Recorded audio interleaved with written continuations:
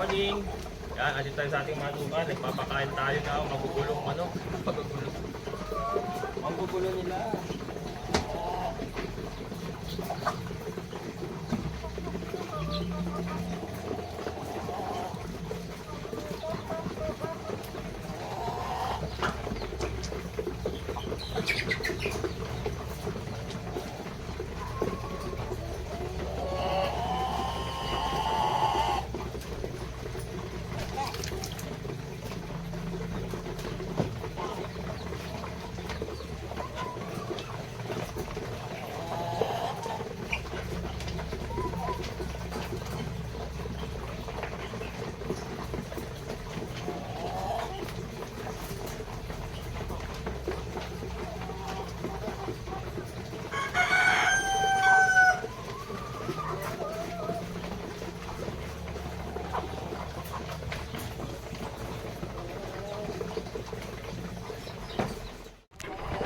Yan sila. So, magulo mga kabukas pag nagpapakain. Ganun talaga pagka naka free range. Naglalabo-labo yan. So, ito po yung ating mga oldies. Mga oldies po yan. Matatanda na po yan. Na mga decal brown natin. May halo lang po na mga palahi natin na Rhode Island White Leghorn.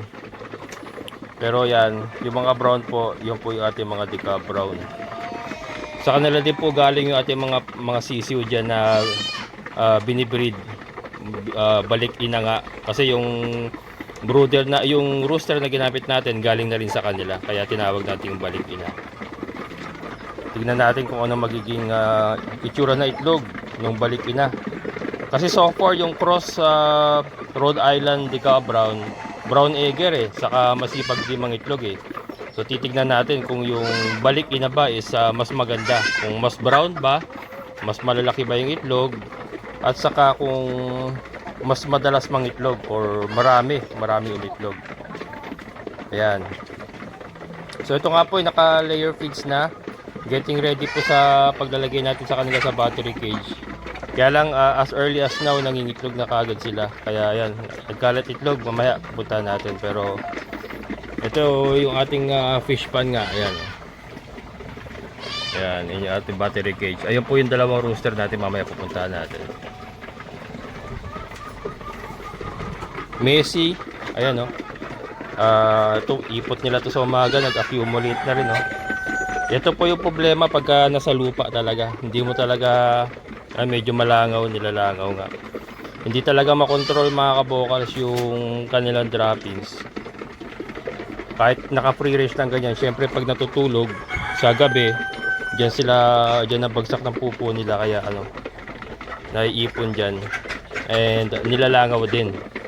Nilalangaw. So yun po yung isang dahilan kung bakit ginawa nga natin yung chicken phonics, na kung saan meron tayong fish pan sa baba and then sa taas yung battery cage, na kung saan nandiyan yung mga manok para pagbagsak ng pupo nila, kakainin ng mga hito natin yung droppings, yung matitira naman babagsak sa flooring na may lupa.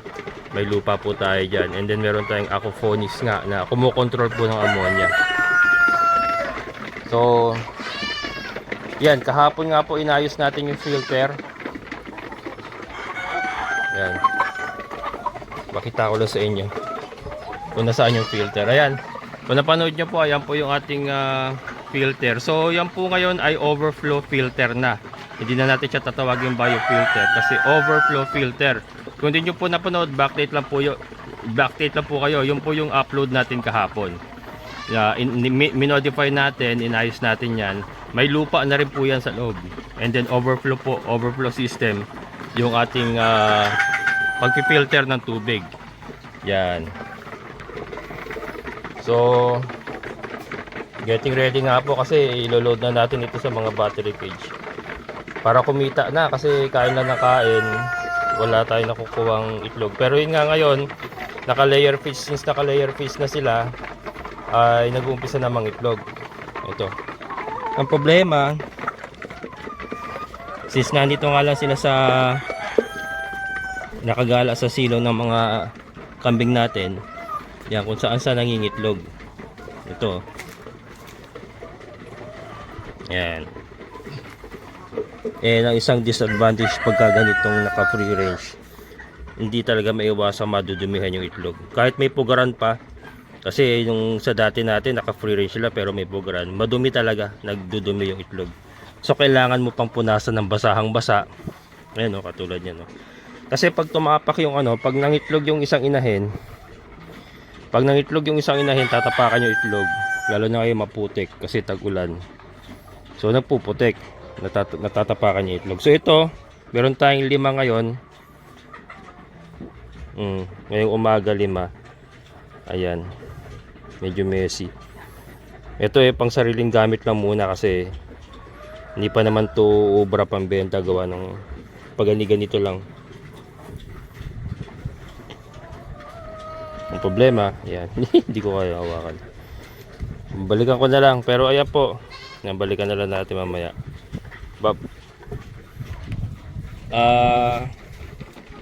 Mas maganda kasi pagka naka battery cage mga kabokals.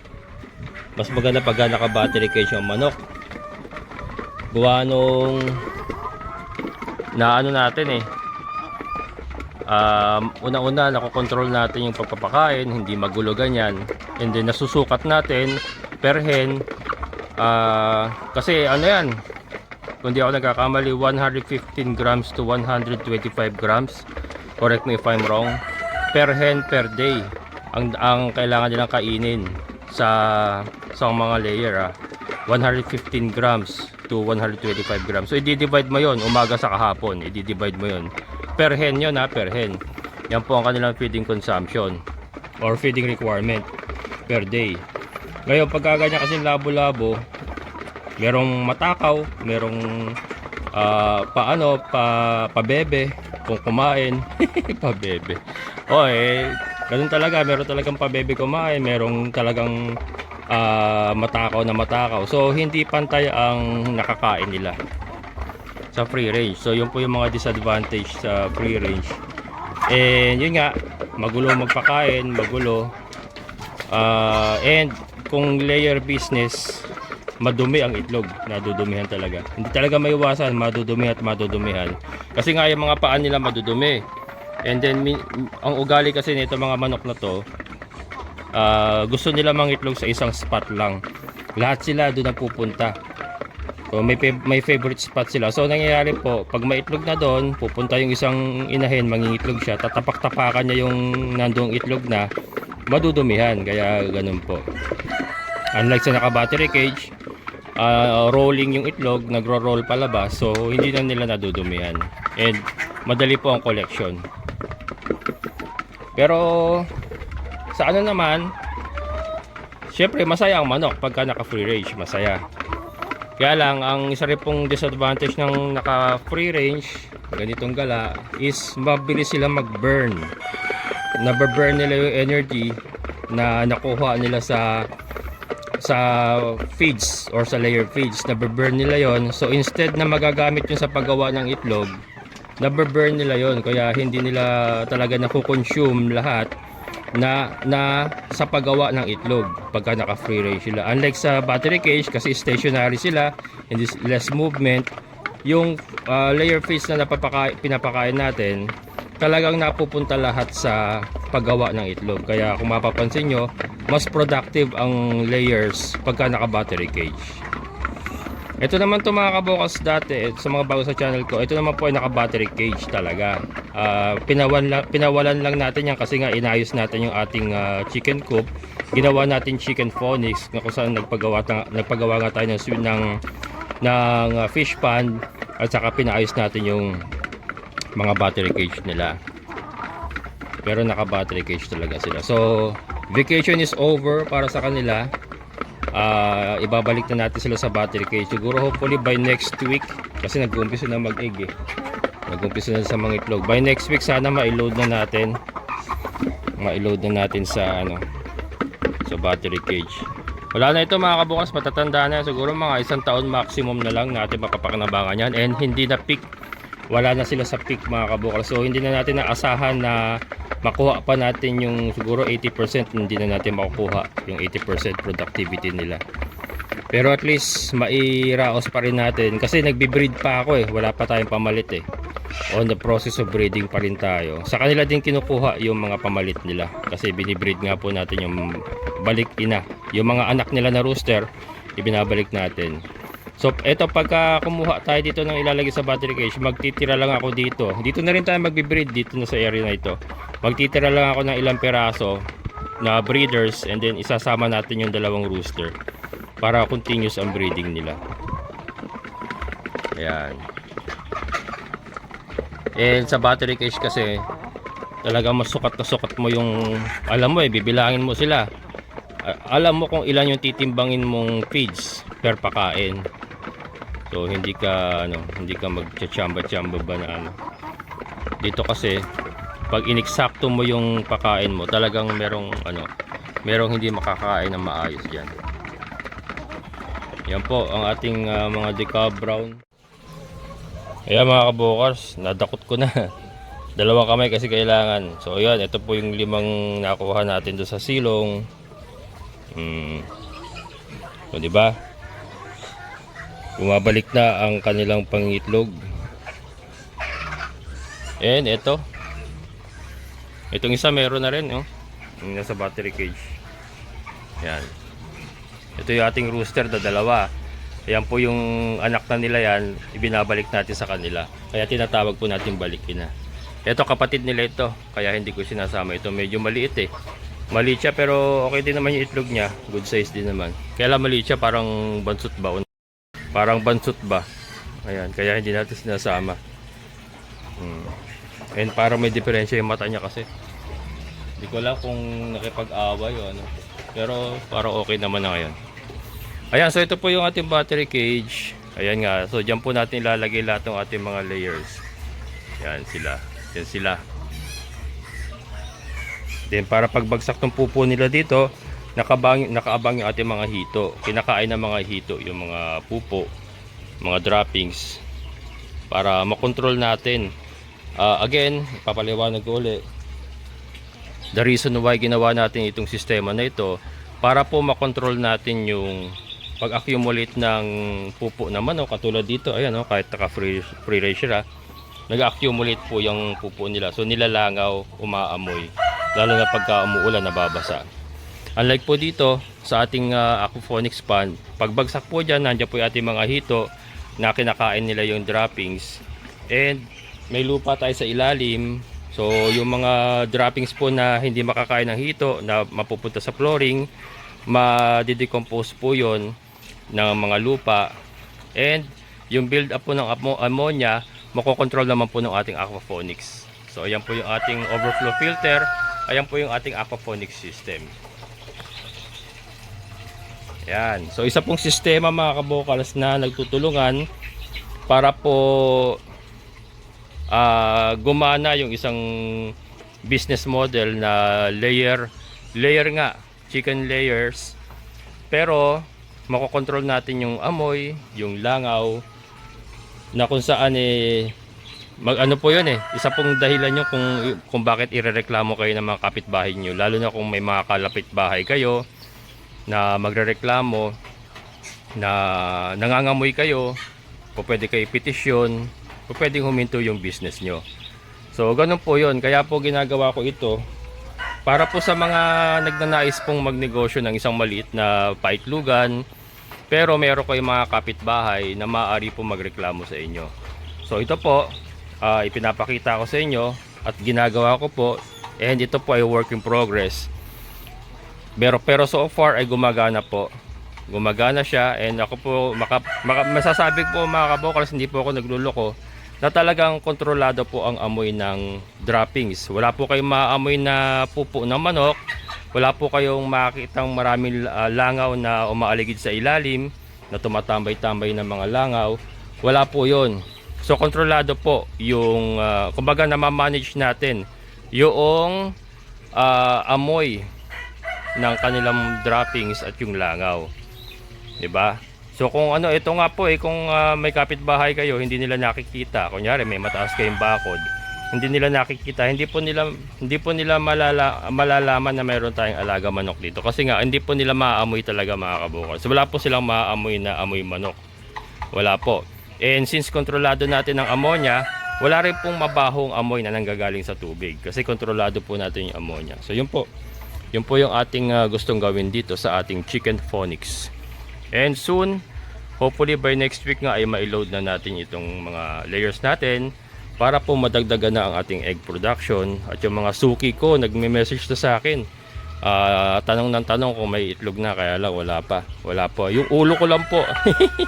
Ino-offer ko yung ulo ko, kaya lang masyadong malaki daw.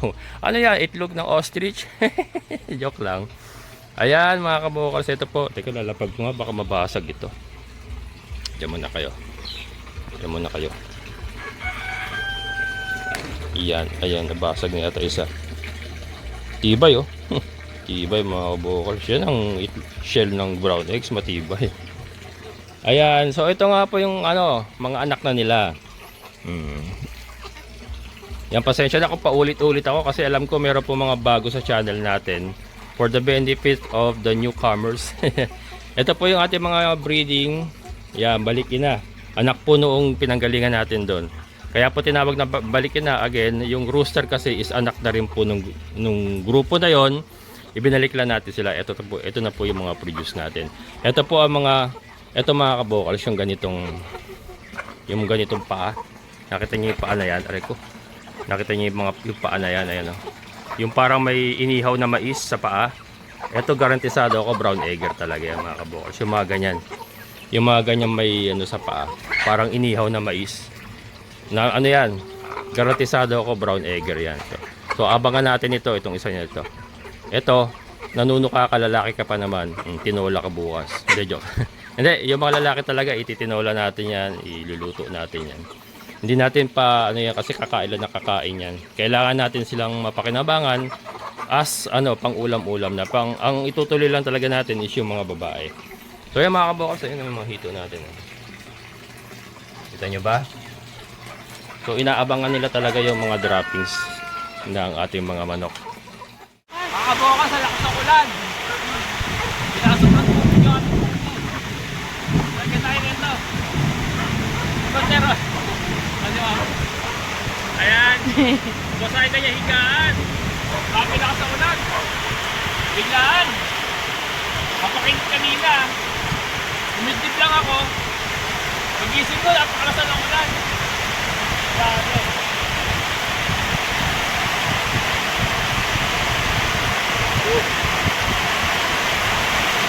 Ngayon natin ito para tabing sa ulan.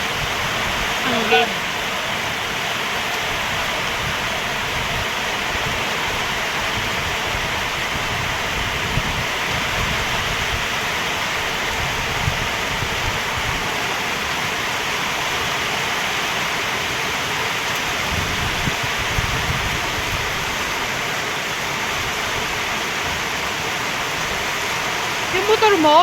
Ha? Motor mo? Ay? Sidecar mo nasaan? Wala ba? Wala, nakas.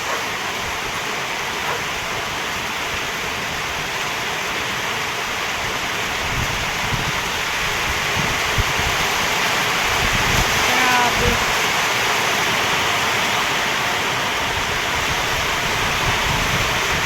Saging mo baka matumba. Baka makatubig sa atin.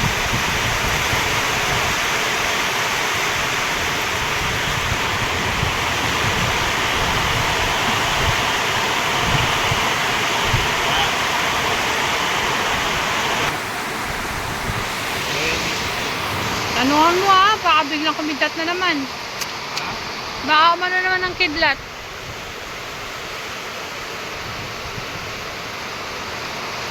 Ayun.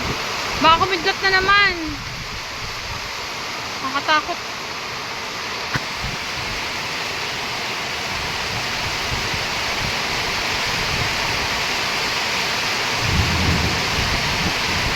Paano yung baba niyan pa? Bubutasan ko lang. Bubutasan? Ha? Bubutasan mo? Bubutasan. Baka masira. Talihan mo na lang sa dulo. Oo. Masisira yan, sayang. As. Biglang tulog, biglang buhos yung ulan.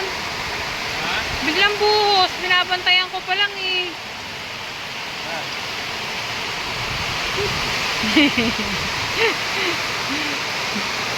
Ito, yan o pa. Ito. Ito yung tali. Ha? Ito yung natali ako. Ah. Baka masira yung kahoy na yan. Ay, alanganin.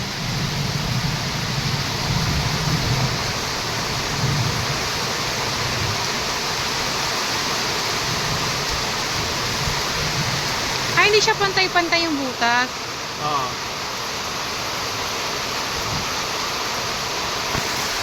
Galing ng pupo natin, no? Kahit napakalakas ng ulan, no? Talagang hindi pinapasok ng tubig, no? Yung anggi lang. Ha? Yung anggi lang. Dapat lagyan mo pa ng tali dyan pa oh.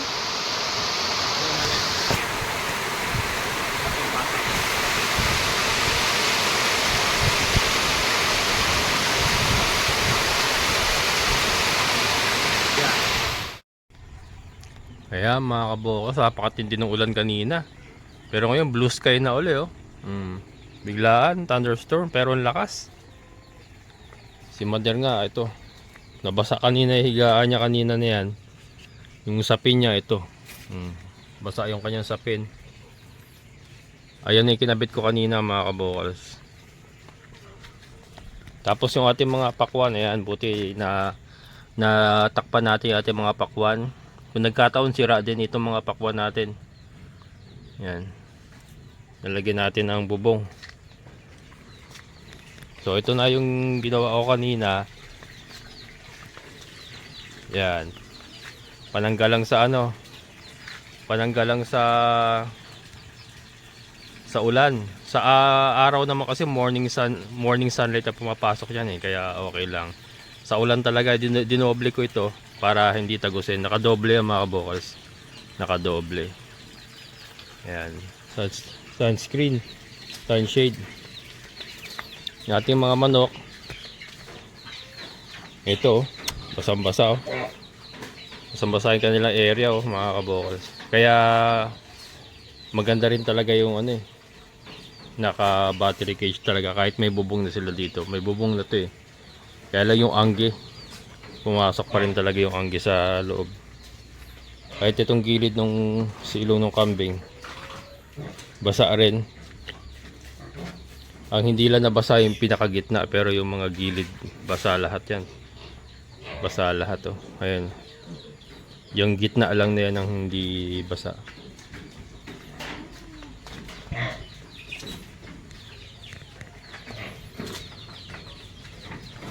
Ang ating mga kambing okay naman.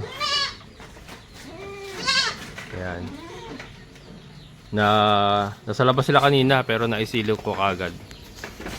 Ayan. Ayan, dito tayo sa ating fish pond. Ano na oh? Mga kabokal. Ito na yung ano. Konting-konti na lang, 1 inch na lang mga kabokal oh.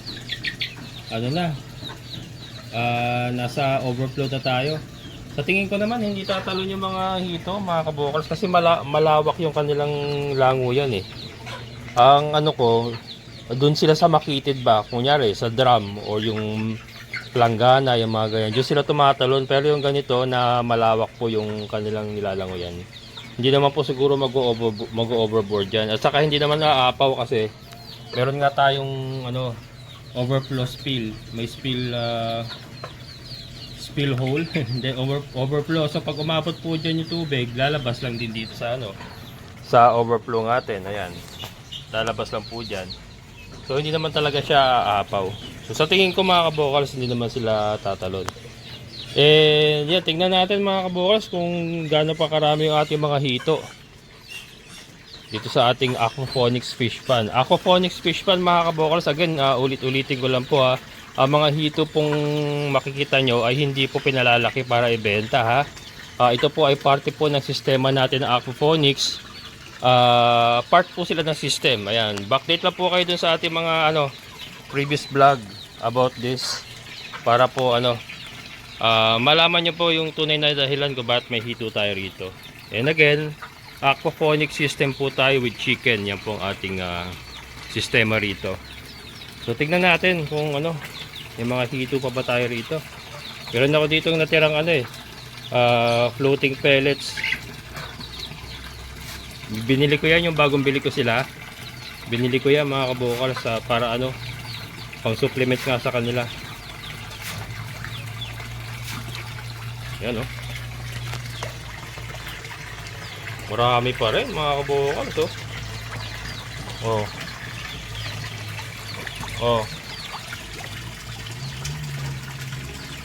marami pa rin tayong hito talaga At malalaki na. Lalaki ng mga kabukas ng ating mga hito, di ba? Lalakas kumain, Lalakas kumain. Nakakatuwa.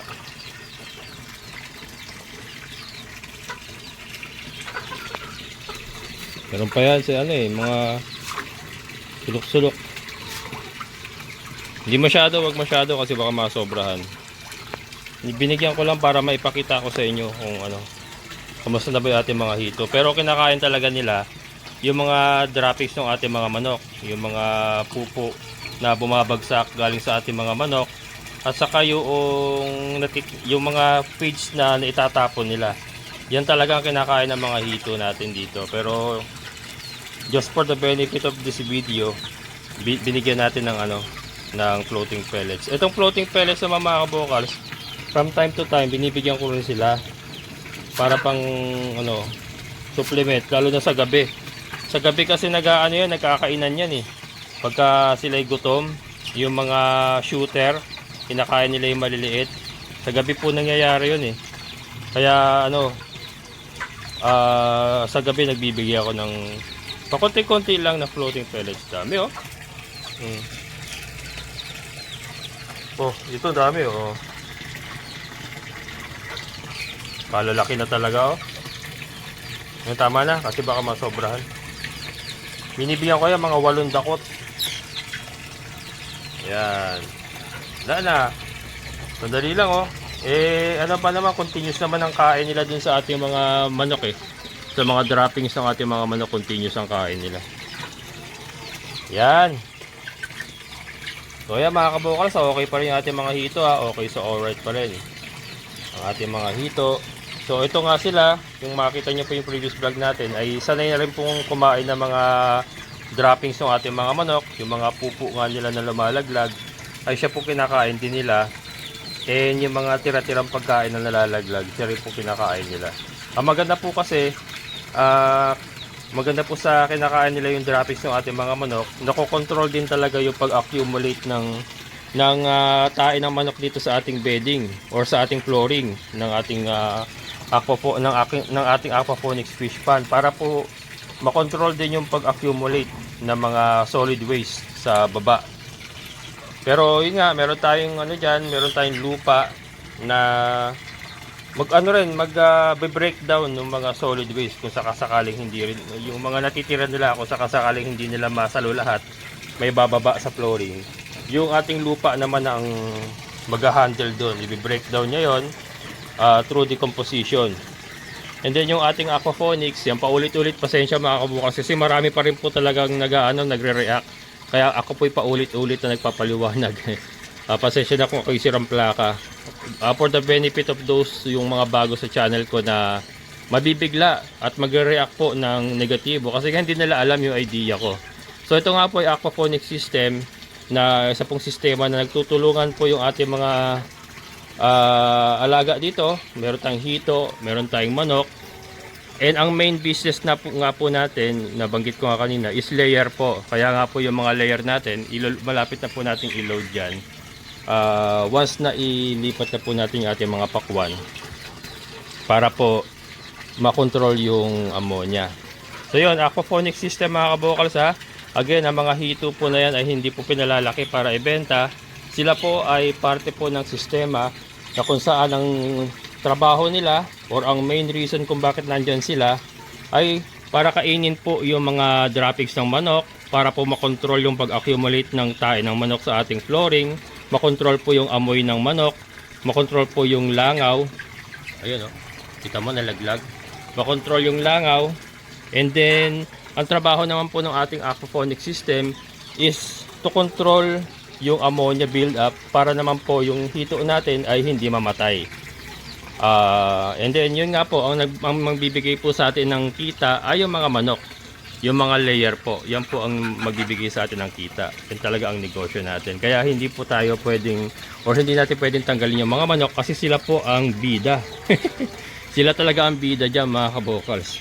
Ito pong mga to ay mga extra lang. Mga extra po ito mga to. Hindi, ano po yan? Isa po silang, yun nga, parte po sila ng isang sistema na kung saan kung mawawala po ang isa, mapipilay po ang buong sistema, hindi po gagana. So yun. Ayan mga kabokas, hanggang dito na lang. Bukas uli. At parang ano lang oh, parang wala lang oh. Biglang hinto ng ulan. Ayan, maraming salamat. Amazing na buhay.